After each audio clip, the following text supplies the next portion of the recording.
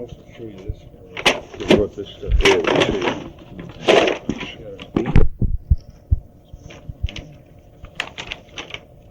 Clean sheet of paper here. Writing a lot of stuff in the void. Oh, I bet you have. We got some neat pictures.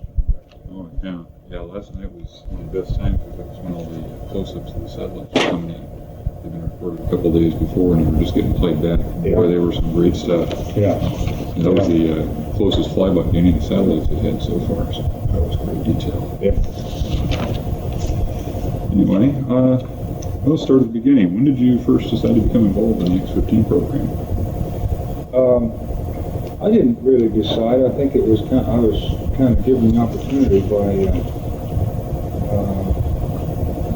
probably a couple of the more influential people were Colonel Tom Collins and who was head of flight test there, Edwards, flight test operations, and General Yeagas.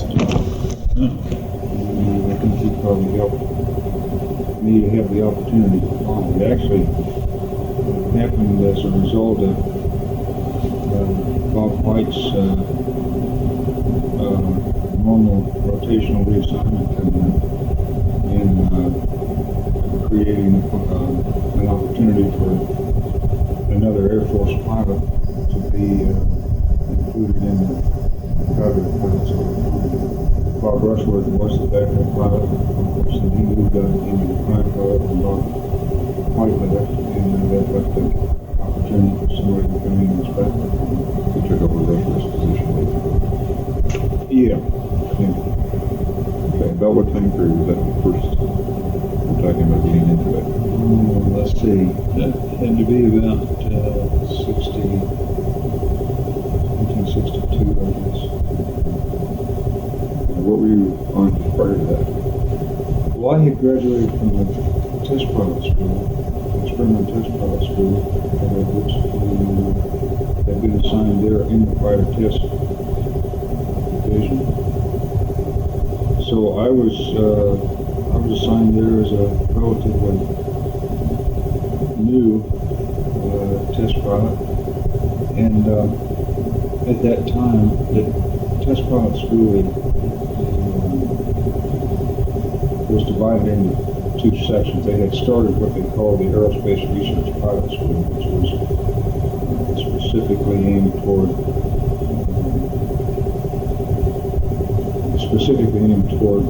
familiarizing pilots and teaching them about space flight. That's the part that Yeager started? Yes. Yeah. I was, I was in, I guess, maybe the, I have to look it up and you can, I'm sure they got it there, but I think it was about third or fourth class.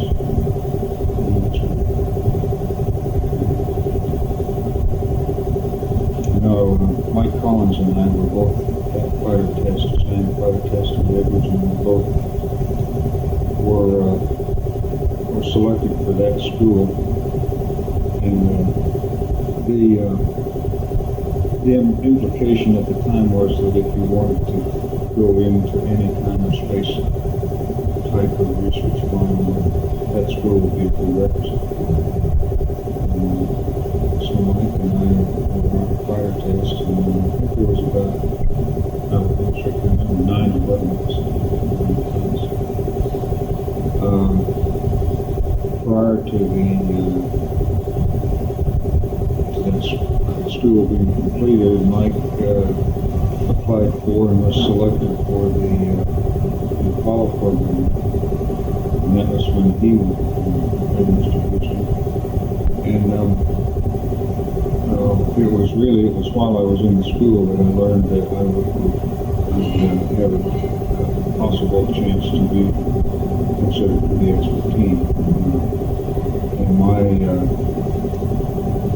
my desires at the time were headed to go fly that airplane. And I felt that the age that I was and the envelope of selection that was appeared to be criteria at the time. I felt that we could fly the X-15 tour in there and still have an opportunity maybe to fly and be considered for Apollo 4. They were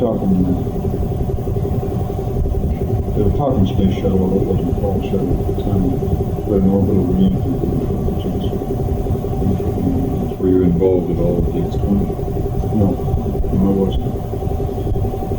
No, the X-20 ran pretty much in parallel with my X-15 tour. And as a matter of fact, Pete Knight, who was one of the designated X-20 pilot candidates, and when the X-20 was canceled, let's see, I think Pete maybe even had one tour in between there, and then he came with Ted Woodson was an X-15 pilot.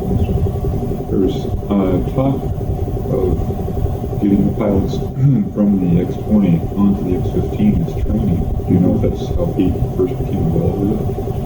No, I don't think so. Canceled? It had already canceled before Pete started.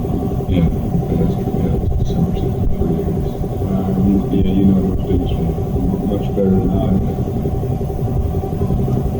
No, Pete came on board as an X-15 pilot. As a matter of fact, I'm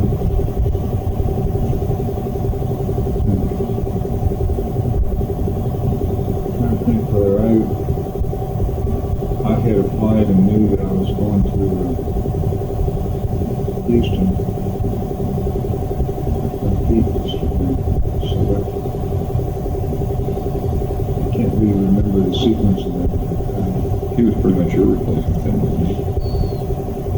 Yeah, I think it's part of the sequence. I think he and Bill Dana both came in at the same time, late 66.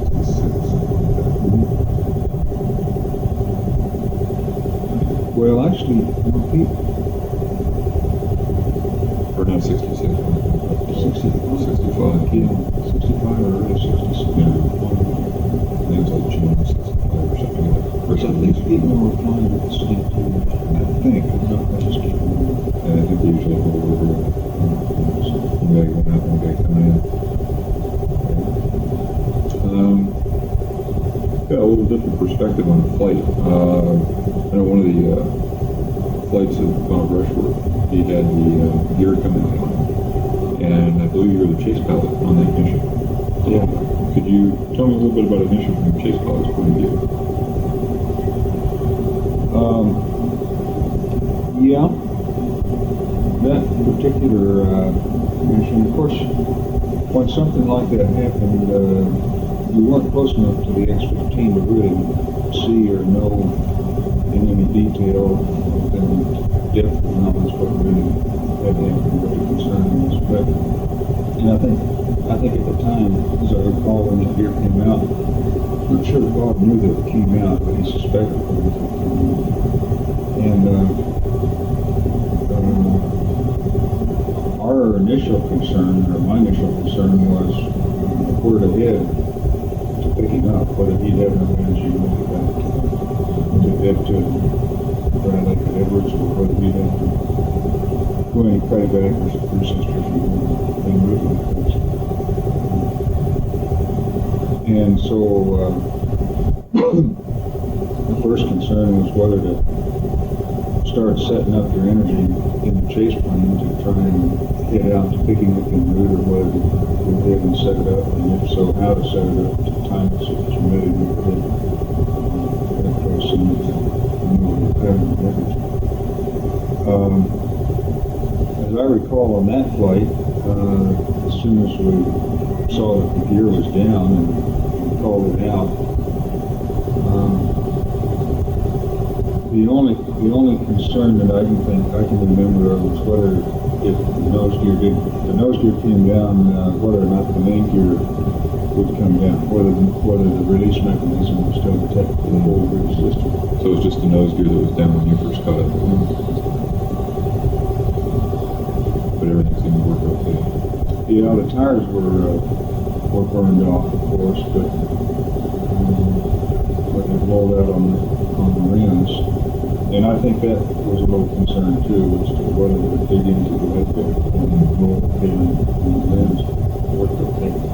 Actually, a flight that turned out to be a little more concerned, but not until the final few seconds, was the flight where the scoop wheel on the nose wheel came open for the same reason, for the same rigging reason. And let's see. That was also Rushford. I think he had heard the pop or bang, and I think down in between his legs, and I think suspected that something had opened up in there. And let's see, the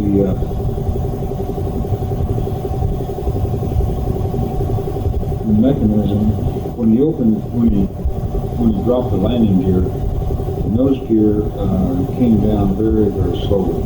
And in fact, the angle of attack that he was at, it didn't get the nitrogen bottle, and I believe it was nitrogen bottle that forced the gear down into the mainstream, had burned, the line had burned through from the source pressure.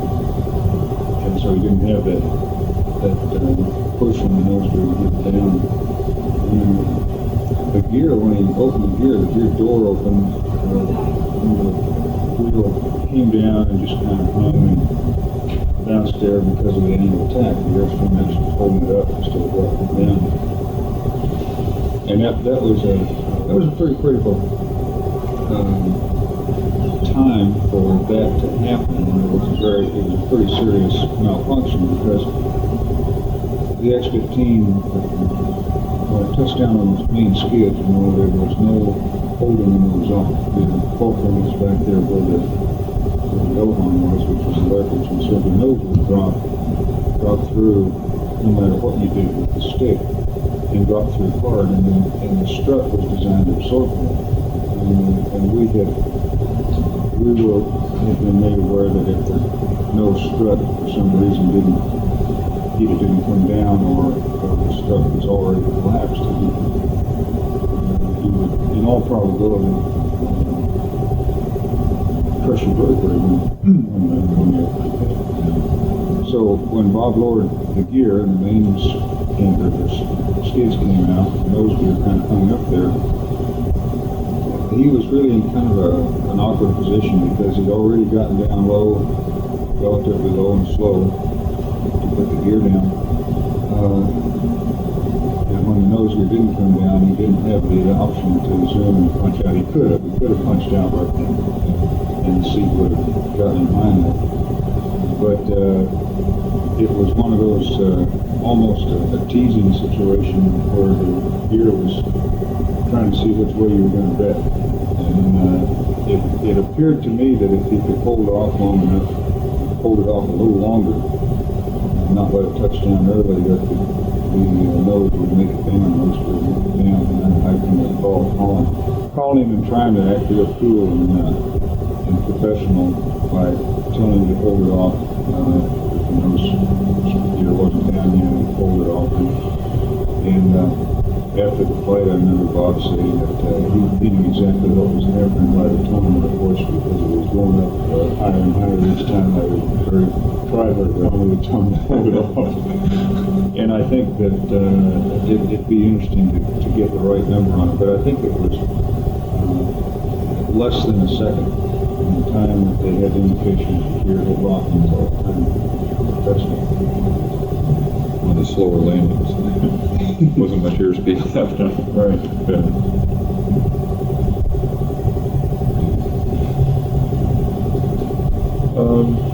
Can you basically describe what would be a typical mission, from starting with the planning?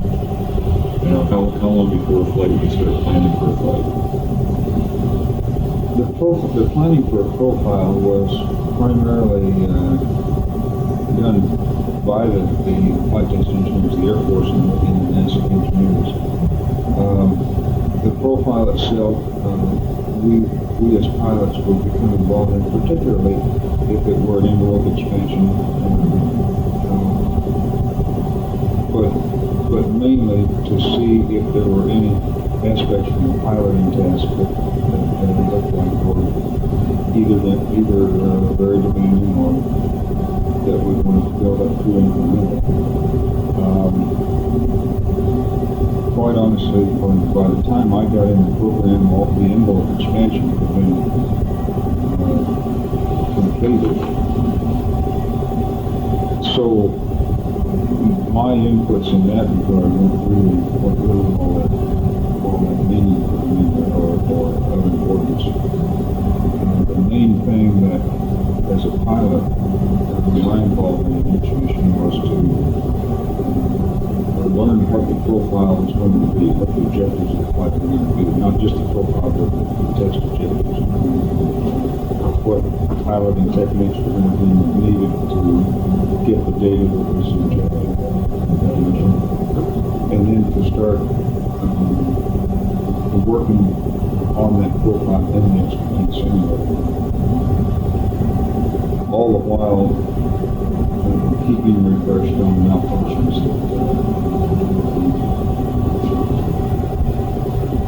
How long did you typically spend in the simulator?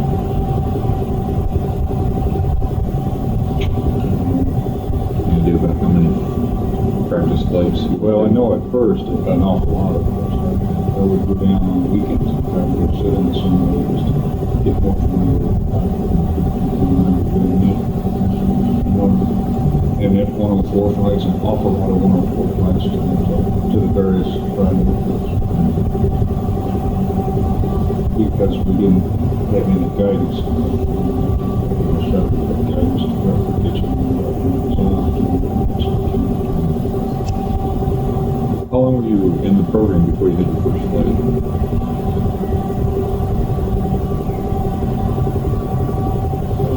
I don't know. I don't remember.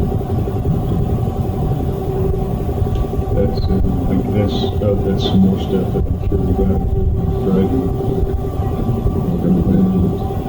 You weren't on it like 2 years or something before you had your first flight or anything like that? No, it was less than a year. I would guess in the neighborhood of maybe 5 or 6 months, but that's a guess. Did you ever have any major malfunctions in flight? Oh, not any really bad ones, not any losing complete electrical system like Pete did on one of his flights.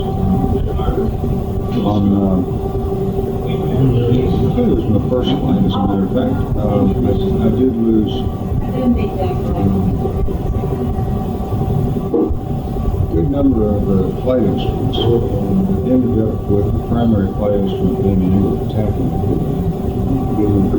Essentially through that first mission on a combination of angle attack and G's and calls from the ground and still not the co-pilots. Fortunately, as you know, the first flight is a very benign co-pilot. But as it turned out, it worked. It turned out very good, and it was profile. It was just about what we would plan to fly as far as altitude and velocity. And the main reason was that during the training and preparation, that was one of the malfunctions we were working on. It was the loss of various flight instruments. Somebody told me you did a slightly unauthorized barrel roll coming in the first flight. Is that true?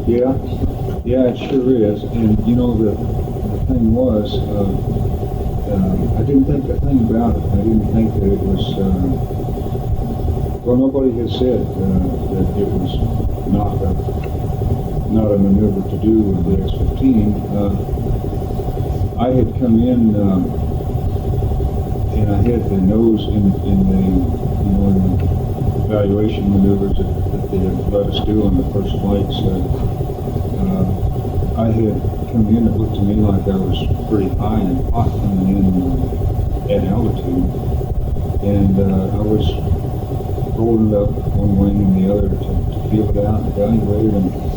And it was apparent to me that I needed to get the nose down, get a steeper glide angle on to get down into higher density atmosphere.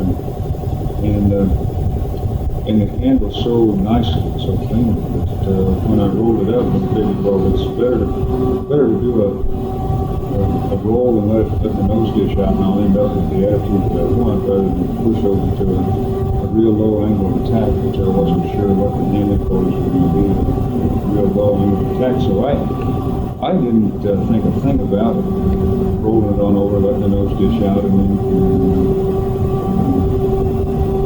pick up the steeper glide angle coming into the high key. And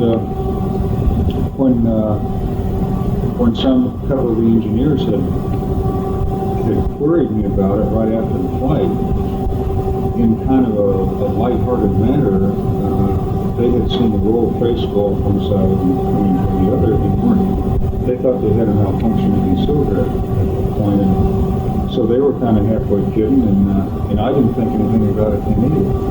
And it wasn't until this about a week later that I began to realize and be informed that I needed to understand that was not a maneuver that we were going to be doing. As it turns out, the side slip angles and all were very benign, and it rolled beautiful. It's a beautiful rolling airplane. But by the same token, in retrospect, I can understand why that's not something that they want to research the program to be doing. I think it was one of the pilots on the X-29 did that and got grounded not too long ago. I think so, yeah. Things are a little stricter nowadays.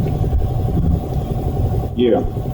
And of course, I don't know the background as to how much briefing on what and what not to do with the X-29. As it turns out, I think that's part of the reason that at the time there wasn't any reprimand other than a reminder that that's not what was to be done with the X-15, and we didn't want to roll it anymore. And I think that's part of the reason, was that nobody had thought to say anything. Could have recalled pilots after that. Didn't have to.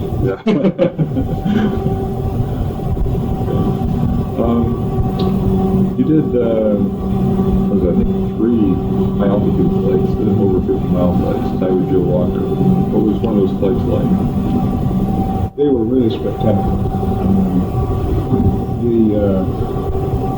Particularly if the mission called for an attitude, a high bank attitude, or close to 90-degree bank attitude, because in the X-15, of course, you had the 2 very small windows, which you look out at, split window one on either side, and you really were aware of how dark the space was looking at, and how very bright the Earth was, reflecting essentially all the atmosphere. Something that you see in the shuttle at that time, that was a neat, spectacular thing to see. And the horizon was another absolutely spectacular sight. The only drawback was that in the X-15 you just didn't have but a few precious seconds to see and absorb that and log it in your brain so that you could remember it. And even those few seconds generally were very busy either maintaining the attitude or going to returning from an attitude for whatever test or experiment was in. So it was one of those things that you had to glance out and just capture it in one quick snapshot in your mind and try to bring it. I think Bill Thompson, first high altitude flight he said that he got up there and finally had a chance to look out, and all he could see was the Pacific in front of him, and he thought, oops, went too far. Shot, yeah. Well, that was sure a sensation that you had in the X-15. You got up there so high, and of course, being ballistic, you're going to come right back down, but to glance out or look out, and in fact, even coming in a pattern, it was kind of an impression, I think, from that too, and that was that you just weren't used to that perspective, looking down at where you're coming in, and it gave you the impression that you were a lot more energy. We might have to move. We're going to back in this elevator.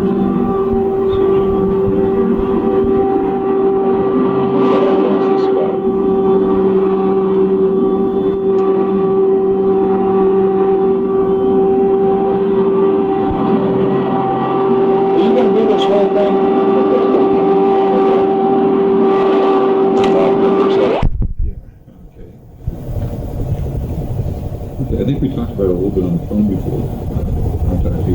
About the A2, the advanced X-15. I suppose they spent pretty much most of the time down there, more than any of the other pilots. And did you know at that time that you were going to be winning the astronaut program? Yeah. Or you didn't? Let's see. Well, I'll tell you, when the A2 started, no, as a matter of fact, when the A2 modification started and the objectives were defined, no, as a matter of fact, I was going to be the prime pilot on it because Bob was nearing a completion. He was at least had his tour was the end of his tour was in sight for his and at that time I was assumed to be the Air Force lead forward to. But before the airplane got ready to fly, and I had to make a decision whether to stay there and plan my tour there, or whether to go on to. How long would you probably stay if you kept with the X-15? I don't know. I don't have any idea. Probably a couple of years, a couple more years. But that's a guess. I guess Rushworth was, I talked to him and he kept saying he'd keep bringing in new pilots so he could get out, and then you guys kept leaving so he had to keep staying on. And he had a lot of flights when he left. He sure did. About twice as many as anybody else. He did like 34 flights in that program in a long time. What was your duties down at North American? Were you just there to just watch the construction? Were you there to have input into the engineering of it? No. Well, again, by the time I got there, or you mean on the A2? On the A2, yes. No, as in fact, for that phase, I was still getting pretty well, getting my feet totally wet. Bob was, as I recall, Bob had most of the input responsibility, final input responsibility.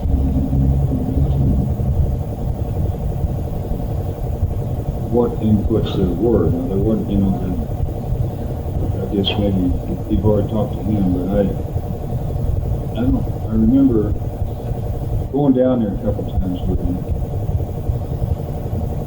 but I don't recall any really major pilot inputs to the cockpit configuration.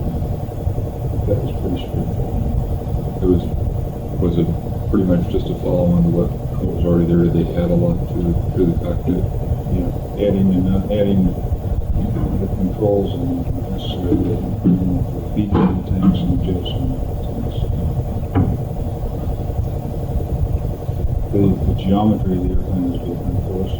It had longer struts, but that didn't really affect the mechanism of the gear. As a matter of fact, that was one of the problems. That was why the gear hung up on Bob because the mechanism, the cabling mechanism that released the latches was the same as on the airplane. Since the A2 was longer, it deflected more heating and stretched the airplane if the cable was inside and didn't expand at the same rate, so it pulled the latch up. fuselage sort of pulled the cable forward. So. Yeah.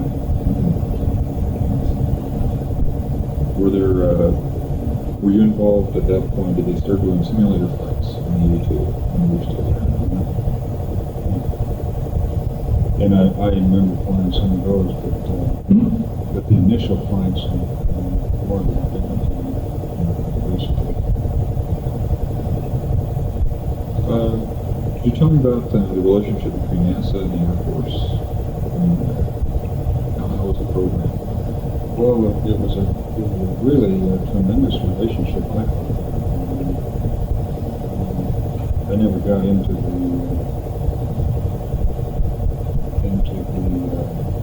administrative part of it, the administrative means of understanding whatever it was implemented. It had been operating, of course, for a good number of years by the time we got the program, and I think whatever problem areas may have existed if there were early in the program, certainly behind that. It was a totally cooperative system. There didn't seem to be any jealousies or concerns as to who's going to do what. How about with the Navy? Is there any Navy input that you saw when you were there? No, when I first got to Edwards, Pete Peterson was still there, but just leading the program. When we first checked in before he started test flights. I was in test flight school when Pete left. And Pete was, of course, the only Navy pilot that they had. I heard there was another Navy pilot that was brought in, but he never got to fly. Who was that? That's what I've never been able to find out. Even Peterson doesn't remember his name. But, a couple of people, Milt Thompson said that the guy showed up, and basically, I guess the Navy just sort of forgot to tell anybody he was coming. They just sent a pilot out there, and nobody knew who he was, and so they just sort of sent him packing and said, "That's the way you're going to send your pilots out there. We don't want to have anything to do with you." Yeah. I guess that was probably going on when you were in test pilot school. Must have, because I don't recall that at all. Yeah, that's the one name I haven't been able to find. I also heard there was another guy that was actually picked before Peterson, but he got transferred or promoted up or something, and Peterson actually took his spot. Oh, is that right? But again, we can't find out who it was. Yeah. Speaking of other people in the program, I know Jim McDivitt was originally slated to go on the X-15, and he talked about going on the X-15, but then he went on to the Apollo program instead, or actually, I guess he went to Gemini to start. Do you know anybody else like that was borderline that could have gone either way, that was thinking about X-15 and one of the others? I don't know anybody, Larry, unless it would have been Mike Collins, who went through the school sometime and did. Mainly because of the availability of flying, opportunity to fly. I think that the agreement was to have 2 Air Force and 2 NASA pilots initially in the program. And of course,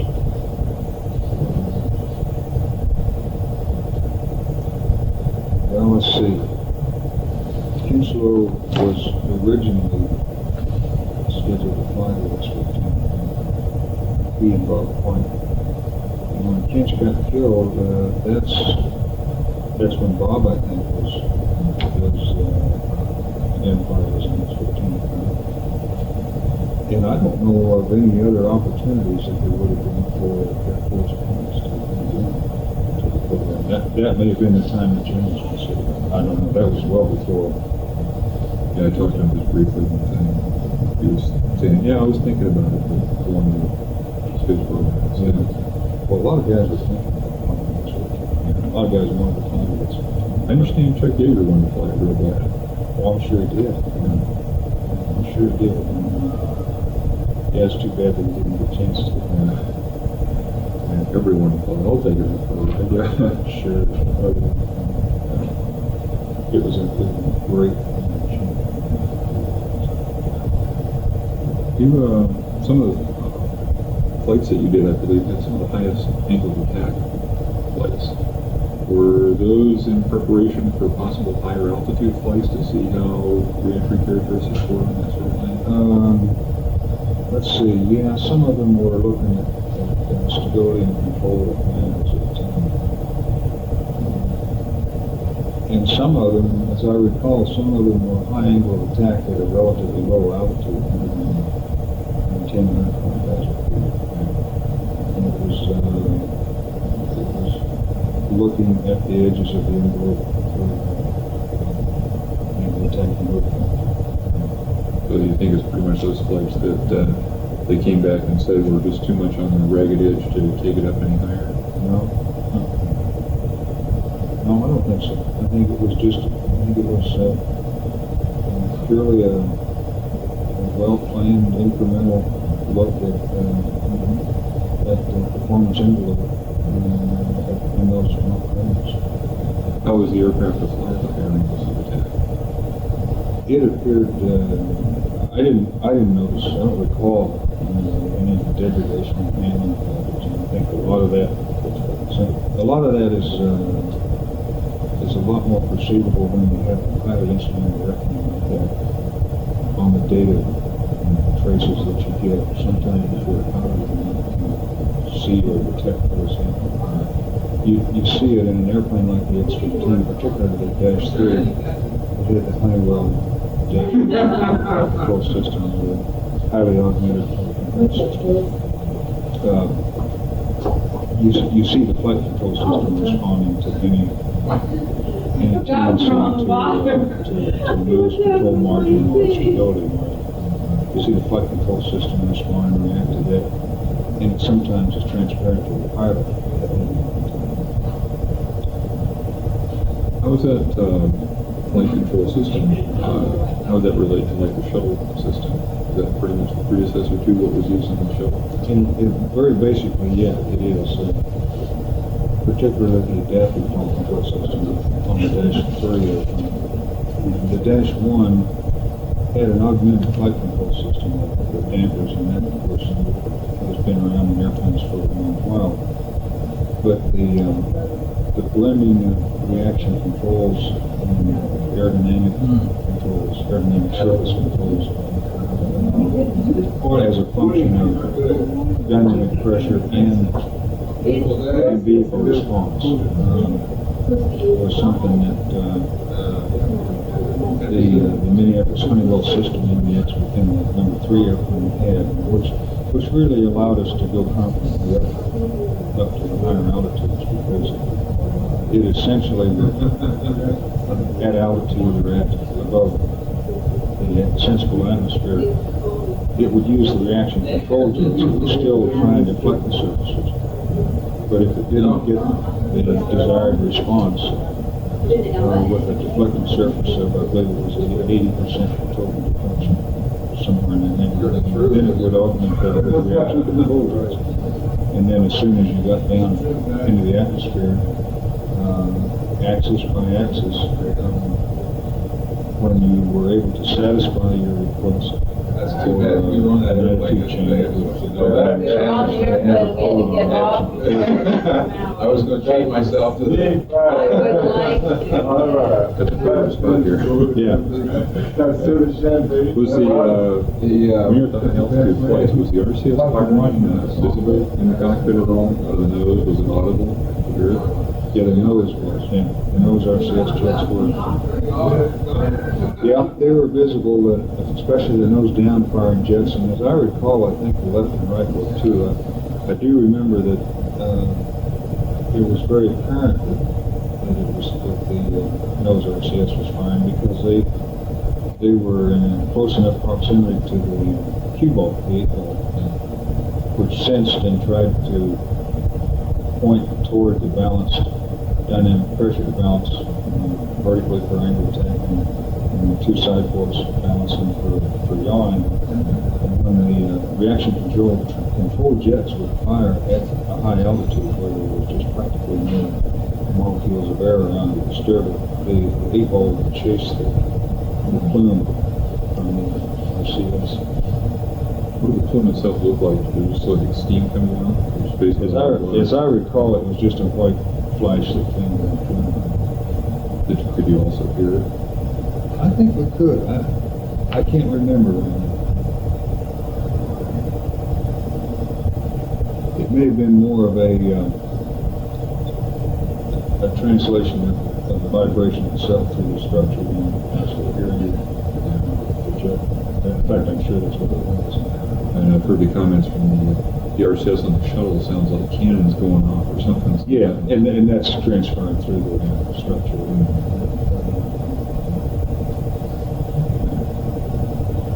Were you ever aware of any other programs similar to the X-15, the X-planes in general, that were being carried out by other countries like the Soviet Union or anything? No, as a matter of fact, I think the X-15 was probably a very unique program at that time, which made it really something that pilots really, I think, appreciated getting out and wanted. That's why I think everybody kind of knew it was such a unique program. Well, speaking of the direct follow flight control system and stuff, on the Apollo program there was a cue ball type of thing on the top of the escape tower of the Apollo. Do you know if that was a direct result of the X-15 cue ball? No, I don't. In fact, no, I didn't even know there was one on top of the escape tower, you said? I'm pretty sure there was. That's what I was trying to find out. I've got to get some more information on the Apollo. I think there was a direction control on top of the escape tower. I didn't do that, buddy. I'll sure look that up for you. I don't know. Maybe there was. I don't ever recall. You didn't have any control from it. And I don't know how it would have fed back into control because it was a solid rocket.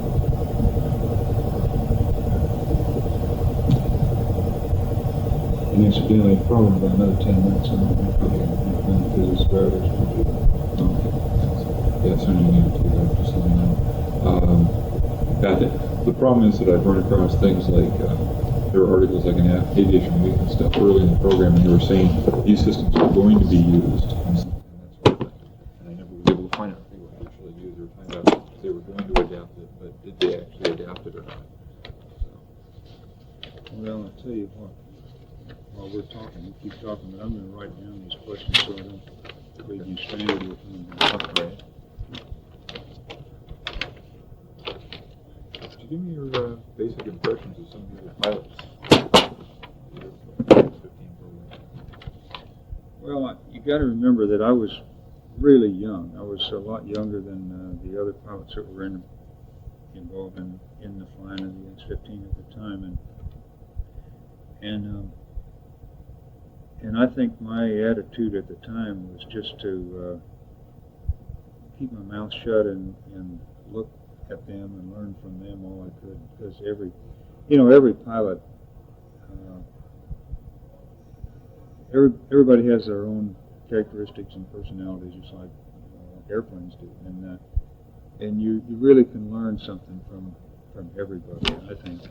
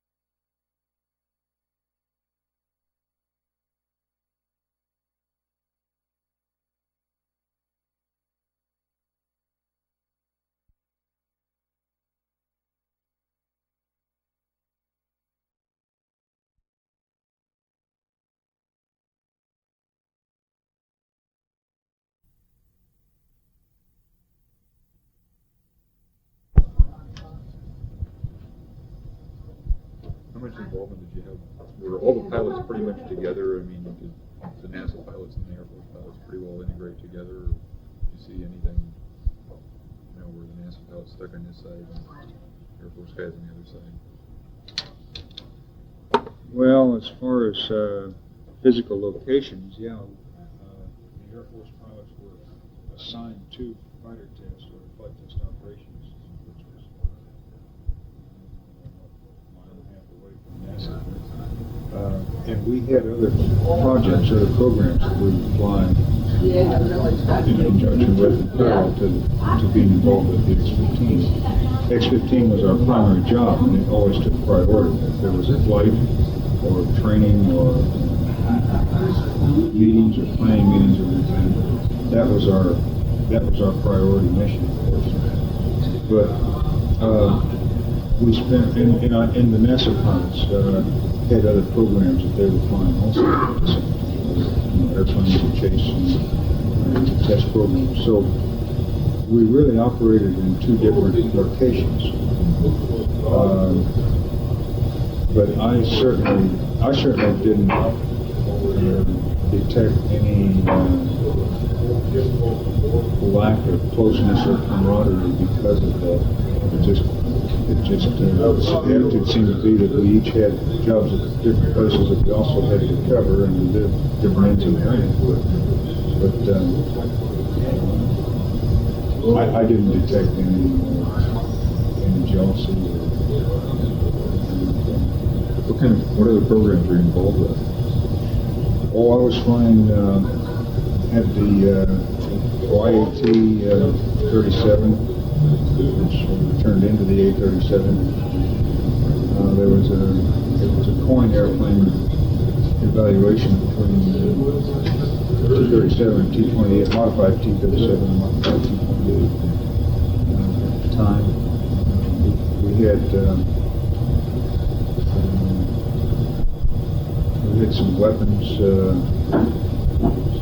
separation tests that we flew. Chase flights.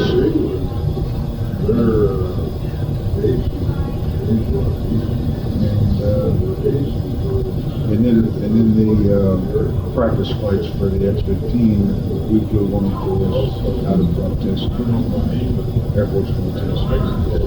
The 104s that were all Air Force, the NASA pilots were using Air Force 104s. No, the NASA pilots, NASA pilots had their own stable. Were they pretty much using any 104? Were there specific 104s that were for X-15 landing tests? We would set the 104 up with speed brakes, landing flaps, and idle power, and be able to very closely duplicate the lift to drag And they're almost the identical platform. Yeah. Overlay that in the F-104 and the X-3 also. It's identical. Yeah, that's right. Are there any, I know there was a few things going on out there that to relieve the tension and stuff. I heard one time somebody went out and painted the instrument panel on the X-15 paint for Joe Walker one time. He got all ticked off about it. Is there anything like that you I don't remember that. I'm sure that probably happened, but it probably happened before I got there. I don't know the story behind that. Yeah. Was there anything that happened like that while you were involved in the program? No, I can't remember. I can't remember a thing. Let me see. I may.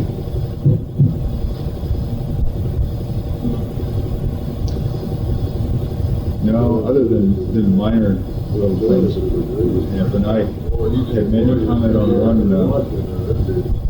one flight that coming out of the North Range Mud Lake up there.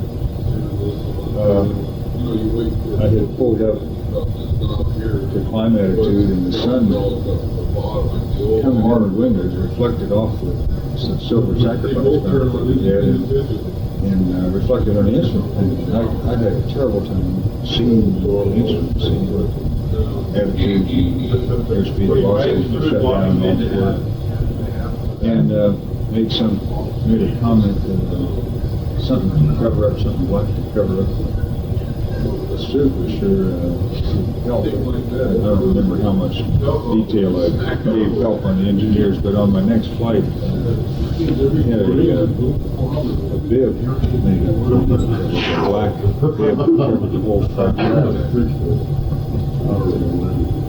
think they had the Black Knight of Rosamond or something put on it, so that. Did you actually wear it then on the plate? I don't think so. I'm trying to remember everything you told me. I've still got it. I got it at home there, but I don't think that's ever wore it. You were the Black Knight, I guess. Pete was called the White Knight because he was flying the white airplane. Yeah. Could have been called the Pink Knight if they hadn't covered it with that exterior coating. Later it was pink or whatever. That's what that pink thing was. Maybe that was Joe Walker, not Pete Knight. Yeah, it was definitely Joe Walker that had the pink instrument there. Yeah, it was pretty early in the program. I got one picture. They used they took the sled test mock-up, just the forward cockpit, and they used the ejection test. And they painted it back up like a regular X-15, stuck it on some wheels, and somebody put it on there, and they had things sticking out all over it, and graffiti painted on it. They were calling it a cow, K-O-W. Got this great picture of this thing on there. The RCS nozzle on there, one of the bottom RCS nozzles, somebody had taken one of those plastic surgeon's gloves and blown it up and stuck it on there so it looked like a cow on there. There were some strange people that worked in there. Well, I know where the Black Knight came from on that. We used to go practice turn radiuses with Navy pilots and anybody that returned at that time, practice ACM. And I had started being called the Red Knight of Rosemont, that's what it was. And so then the Black Bib came along with the Black Knight of Rosemont.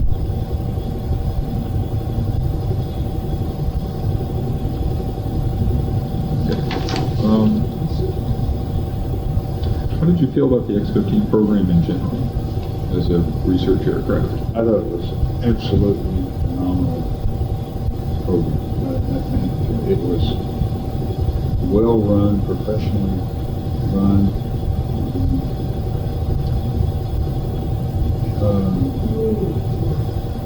Conservative enough to be safe, and yet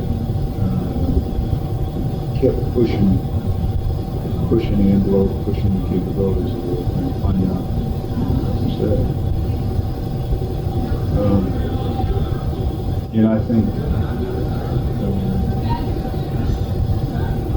think it was one of the most efficient airplane research programs, one of the most productive from a knowledge standpoint of anything that we've ever jumped into. Now, of course, there are programs like the X-1 that did very spectacular and very necessary, very important things, like determine what it took to go through the scenario. But I think from an overall data gathering source, I really think it was one of the best programs that's come along. And certainly the airplane is one of the best research airplanes. How do you feel about the fact that the research program really wasn't carried on after the X-15? Cancellation of the X-20, that sort of thing.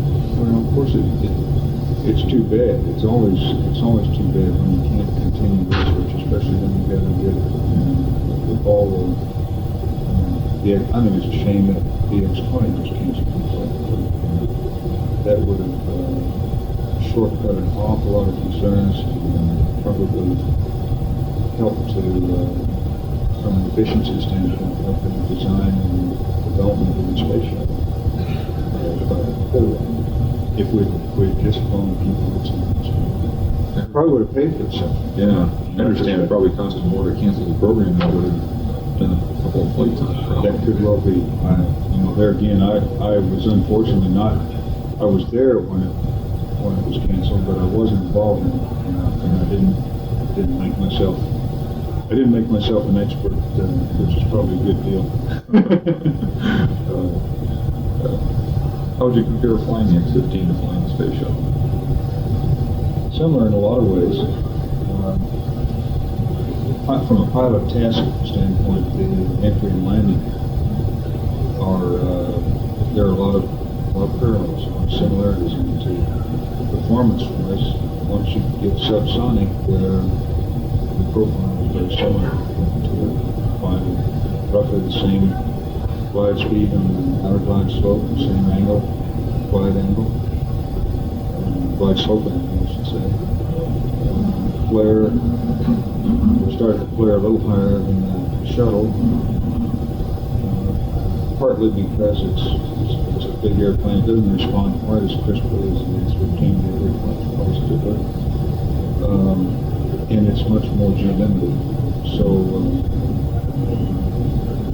but then the float and touchdown are similar to the X-15. You're just a lot closer to the lake bed. You have a lot better perspective of height and sink rate than in the shuttle. What is the G-limit on the shuttle? What's the G-limit on the shuttle? Well, 2 Gs once you've made the re-entry. Once you've exposed it to heating of re-entry, you're limited to 2 Gs. X-15 you get up to like 7 or something. Actually got more than that before it broke apart. Yeah. When did you first find out the program had been canceled? The X-15 program. Well, I was down in Houston at the time. Let's see, when was it? It was canceled in 68, was it? Yeah, like 60. You were already in training for Apollo. Oh, yeah. Yeah, I went down there in March of 66. Yeah. How'd you feel about not being able to get the Apollo 17 flight? How'd I feel about that? What? How'd you feel about not getting the Apollo 17 flight? Well, I was disappointed. I obviously wanted to go and had trained as a backup crew, which was to cycle back into that slot. But by the same token, the Apollo program was primarily geologic study of the moon's surface, and Jack Schmidt had a doctorate degree in geology. He was very experienced in both field and from a technical standpoint in geology, and it was a logical decision to make. When Apollo 18 was canceled, or his flight was canceled, the desire to move him up a flight in order to get him on the surface of the moon was something that was disappointing, but understandable from my standpoint. The same would have been true if in the early shuttle flights, for me to have I don't know how to say it, for me to have been considered for early shuttle flights because of my background and experience in flight testing, X-15 for example. That made sense to me too. It just happened that I was on the other side of the fence.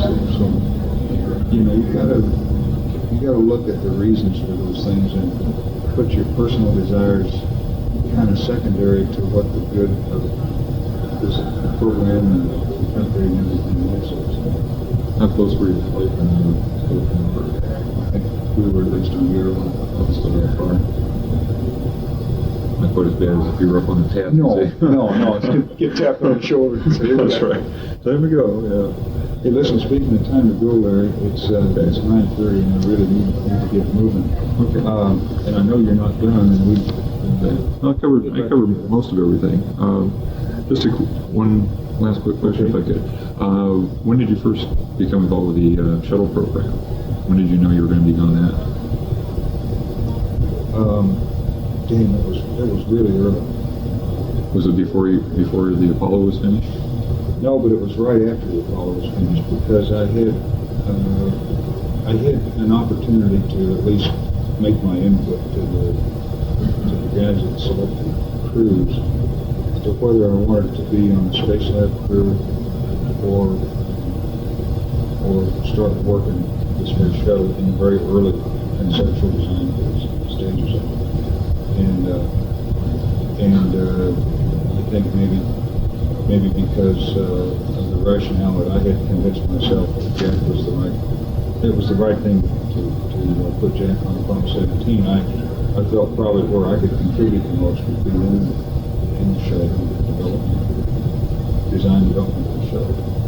So I requested that. All right, well, I appreciate you taking your time and everything for me. Damn, Larry. Well, I've got one other quick request of you. okay. Aha! The book here. Unfortunately, not mine, but find the right spot here. Been collecting things. I'll be damned. Very, very Got all the other good. pilots, got the other guys in the back here for the later ones. Yeah. Plus a lot of the people from the program, Bickle, Williams, those guys. Very good. Yeah. Been trying to talk to everybody.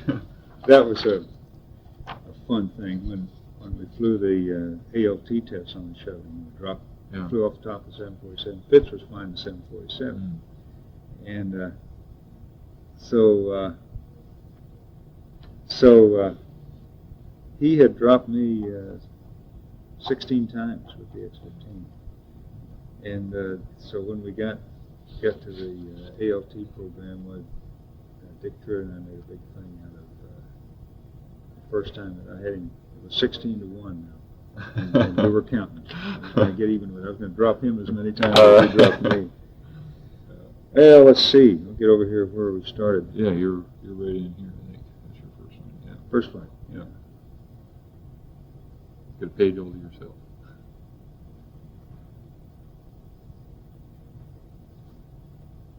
Okay.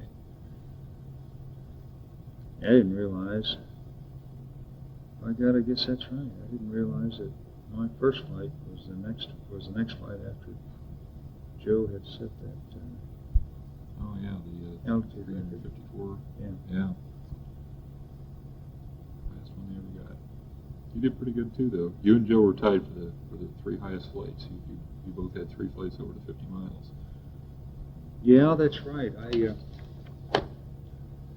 forget, we were doing some high altitude stuff, and that was the reason for going up there. And I remember getting to 3 of those over 50. You did some good flights. Shuttle too. How do you feel about that LESAT working? God, I'll tell you, that was about as rewarding as anything I've ever done to do. That's got to be a story in itself too. You ought to get with the Hughes guys. Yeah. And you could probably write a short, some kind of a short thing on that mission itself, because that thing got put together so fast. It was a total $85 million loss. And boy, those guys were really long-faced when the Fleischweiler thing didn't work. And I think within a week we had kind of done a little bit of backdoor salesmanship to convince the top levels of both NASA and Hughes that we ought to go fix it.